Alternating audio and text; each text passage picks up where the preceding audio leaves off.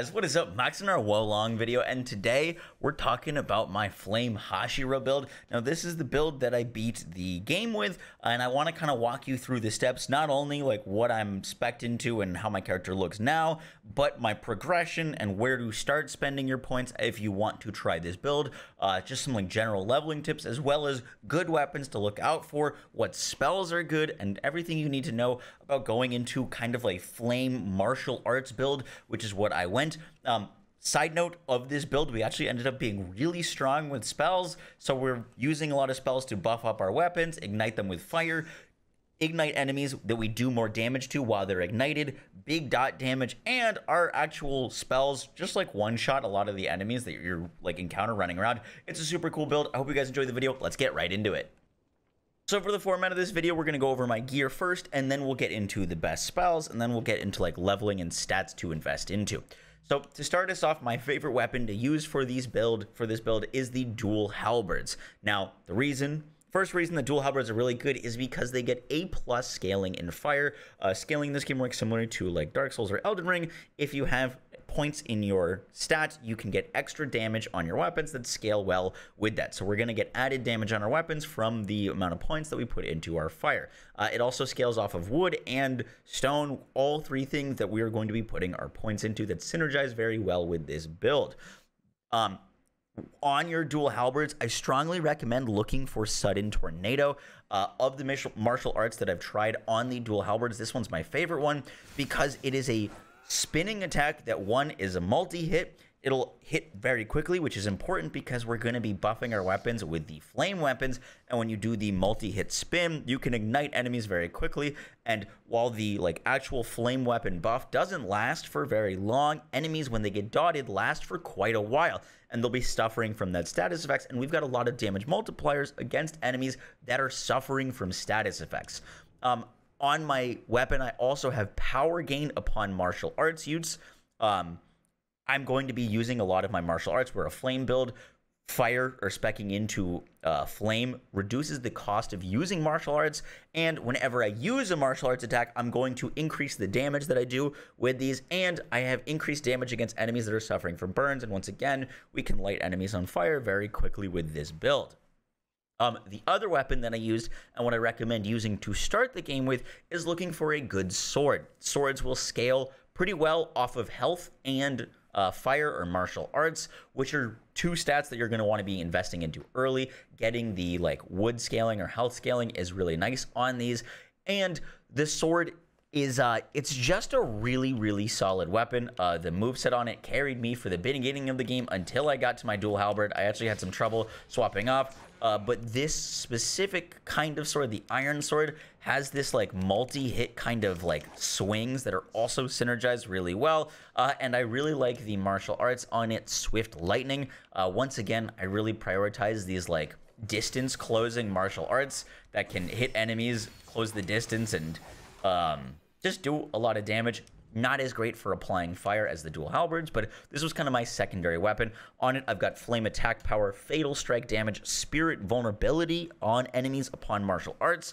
So you can use martial arts on this weapon to gain power, aka more damage, and use martial arts on this weapon to apply spirit vulnerability. And the reason we have some spirit vulnerability stuff is because fatal strikes in this game are genuinely overpowered. Your weapon attacks could be hitting for 80 to 120 to 200. Your fatal strikes will hit for like 2,000. They do insane damage. That's for those of you that are wondering, fatal strikes are basically the critical hits.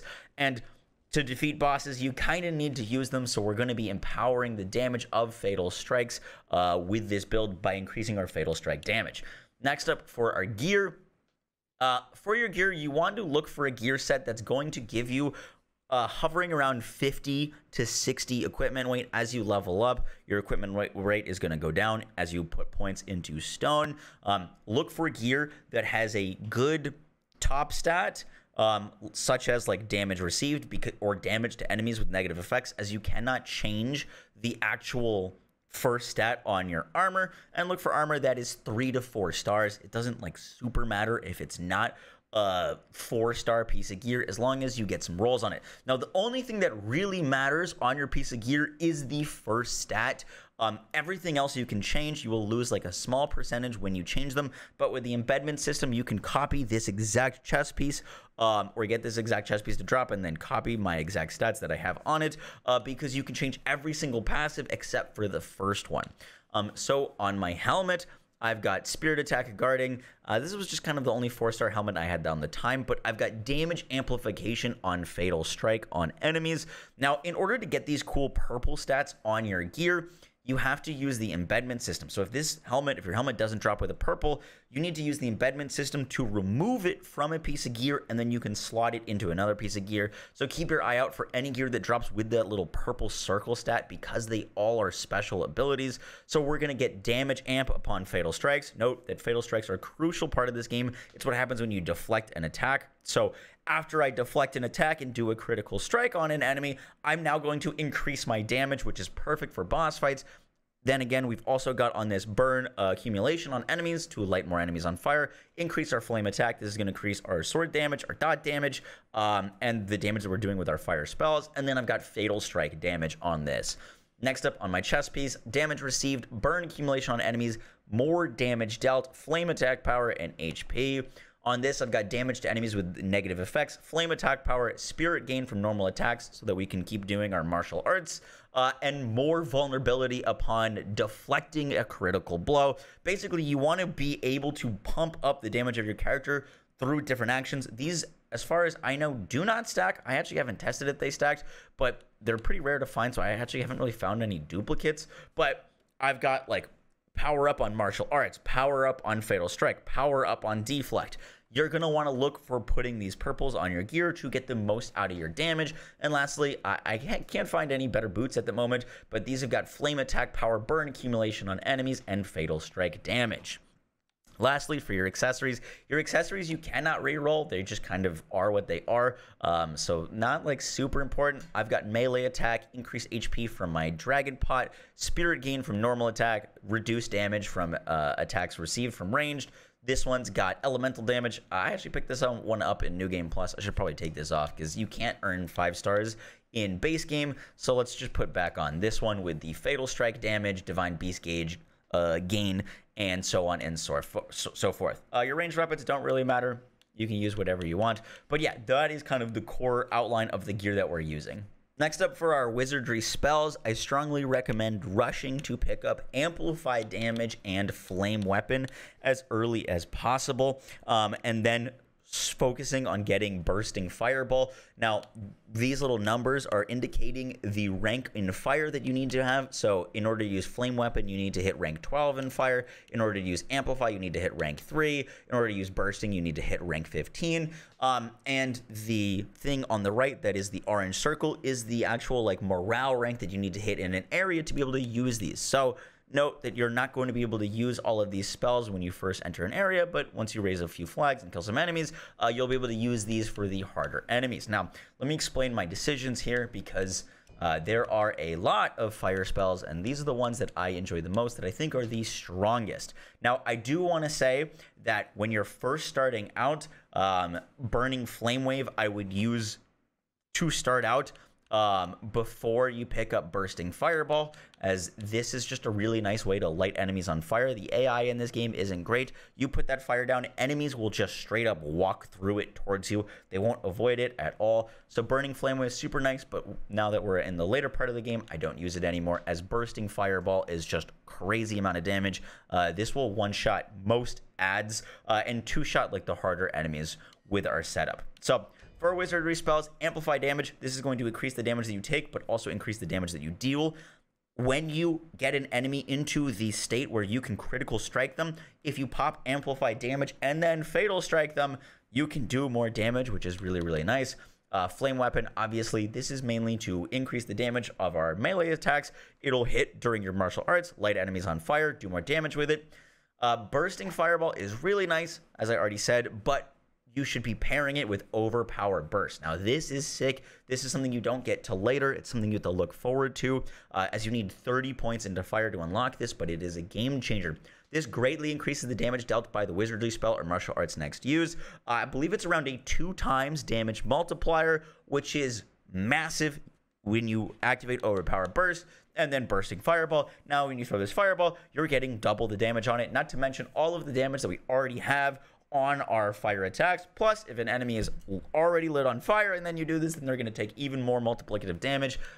So this is a really nice combo. You can use Overpower Burst. It could just constantly keep it up. Use it for your spells. Use it for your martial arts. Fire just puts out a lot of damage. For my Divine Beast, I'm using Quinlong simply because it is a huge oh crap button, I'm about to die. You pop this, you get a healing circle that stays on the ground. The amount of boss fights that I won that I might have lost if I hadn't had this huge heal burst that stays active and revives my allies is massive. Obviously, if you want a little bit more damage, you can go for Zook, who is perfect for fire spellcasting, or Zezi, who is better for martial arts damage. Both of these would work if you're trying to min-max your damage, but personally, I just use Quinlong for the survivability that it brought to my build, as I'm going pretty much all damage everywhere else. For the virtues, I strongly recommend when you start the game to start putting some points into Wood Virtue, because it's a nice little health buffer. For leveling and the virtues, I strongly recommend when you start the game to put some points into the Wood Virtue. All of these stats can give you HP, but Wood Virtue will give you the most HP per point, and it's nice to have some of that HP to start, because you're not going to get really good scaling off of fire until you hit a little bit later into the game, when you can actually increase the rank up of your weapon so they get better fire scaling and you get better fire spells. So as soon as you get wood to maybe like 8 to 10, then I would start putting points into fire, and you're going to be kind of balancing leveling up your fire with your wood. At around level 50, I had about 30 into fire and around 18 into wood, just to give you an idea. And I didn't really start investing into earth until way later. The reason I invested into earth later is because you don't get A tier scaling or A minus scaling on your dual halberds until your weapon is a +8 or a +9. So when you're leveling, focus on these stats to start, wood and fire, and then level up earth. I have a little bit of metal just for the reduction cost of the wizardry spells. I'd love to put some more points into here as I level up, is probably where my next points are going to go, just because we are casting a lot of spells and having less consumption of them is nice. Lastly, the fire virtue soft cap seems to be around 50. Obviously, you're still gaining points into that, but those points are starting to see significant decreases to their benefit per point cost. So 50 is where I'm at around level 100, and then I'm going to start putting points elsewhere. Note that when you put points into the fire virtue, as you see in the bottom right with those elemental abilities, my fire is at 252. I am dealing more damage with fire as I level up fire virtue. Guys, that is going to do it for the build. Sorry for a little bit of the rambling that I was doing. It's currently 4 a.m. and a little stuttering and falling over my words, but I hope you guys enjoyed the build video. I will catch y'all in the next one. If you got any questions, be sure to drop them down below. I'll catch y'all in the next one, guys. Take care. Peace.